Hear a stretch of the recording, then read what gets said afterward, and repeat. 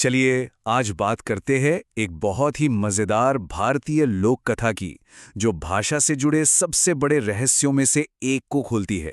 हमारी असली मातृभाषा क्या है? आज हम तेनालीराम और एक विद्वान पंडित की उसी मशहूर कहानी को समझेंगे, जो हमें इंसानी फितरत के बारे में एक बहुत गहरी बात सिखाती है। तो सवाल ये है, सोचकर देखिए, अगर कोई शख्स कई भाषाएं बिल्कुल आसानी से बोल सकता हो, मतलब एकदम परफेक्ट, तो क्या कोई तरीका है जिससे उसकी पहली भाषा का पता लगाया जा सके? यही वो सवाल है जो इस पूरी कहानी के सेंटर में है। तो कहानी की शुरुआत होती है एक ऐसी चुनौती से जिसने एक पूरे के पूरे दरबार को चक्कर में डाल दिया था। कहानी हमें ले जाती है विजयनगर साम्राज्य के महान राजा कृष्णदेव राय के दरबार में। राजा जो अपनी सूझबूझ और कला को बढ़ावा देने के लिए जाने जाते थे। अब होता यह है कि दरबार में एक बहुत बड़े विद्वान आते हैं, एक पंडित। लेकिन ये कोई मामूली पंडित नहीं थे। इनकी खासियत थी भाषाएं। मतलब इन्हें इतनी सारी भाषाएं आती थीं, और वो भी इतनी अच्छी तरह से कि कोई पकड़ ही नहीं पाता था कि इनकी असली मातृभाषा कौन सी है। और फिर उस पंडित ने पूरे भरे दरबार के सामने एक चैलेंज रख दिया। उन्होंने कहा, जो भी ये बता देगा कि मेरी असली मातृभाषा कौन सी है, मैं उसे अपना गुरु मान लूंगा। अब सोचिए, ये कितनी बड़ी बात थी। पूरे दरबार में एक तरह से सनसनी मच गई। राजा के बड़े बड़े होशियार मंत्रियों और विद्वानों ने सबने अपनी अपनी कोशिश की। पंडित से अलग अलग भाषाओं में सवाल जवाब किए, लेकिन पंडित जी का ज्ञान तो कमाल का था। कोई भी उनकी चाल को पकड़ नहीं पाया। सबके सब हार गए। और जब सबने हार मान ली, दरबार के बड़े बड़े दिग्गजों ने हाथ खड़े कर दिए। तब एक शख्स आगे आता है, तेनालीराम। और बस यहीं से कहानी में आता है असली मजा। जब सब फेल हो गए, तब तेनालीराम बड़े आत्मविश्वास के साथ आगे बढ़े। उन्होंने महाराज से कहा कि इस पहेली को सुलझाने के लिए उन्हें ज्यादा नहीं, बस एक दिन का, या कहिए एक रात का वक्त चाहिए। तो अब सीन बदलता है। दरबार की चहल पहल से दूर रात का समय है। पंडित जी अपने कमरे में गहरी नींद में सो रहे हैं, और यहीं पर तेनालीराम अपना काम शुरू करते हैं।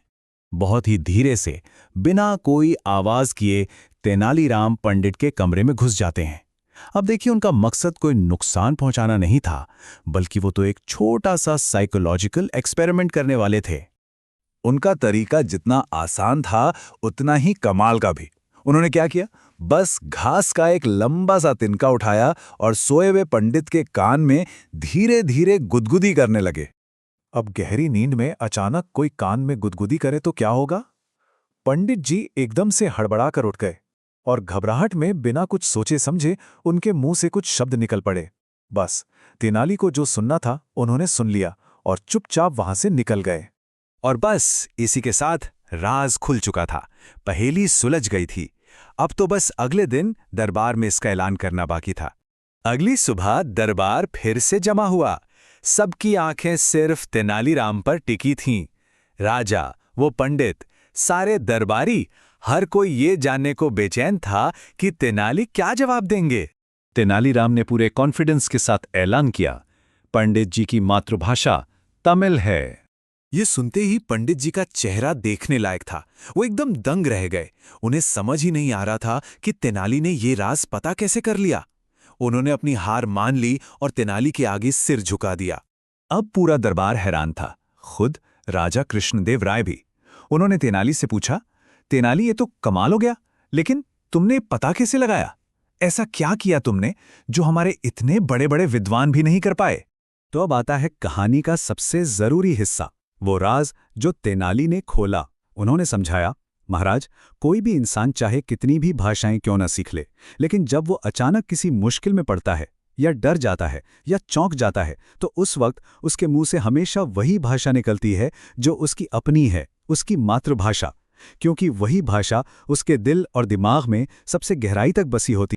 और ये कहानी हमें एक बहुत ही गहरे सवाल के साथ छोड़ जाती है। हमारी भाषा सिर्फ बातचीत का एक तरीका नहीं है, ये हमारी पहचान है, हमारी जड़ों से जुड़ी है। तो अगली बार जब कोई कुछ बोले, तो ये सोचना दिलचस्प होगा कि उसकी भाषा असल में उसके बारे में क्या क्या राज खोल रही है।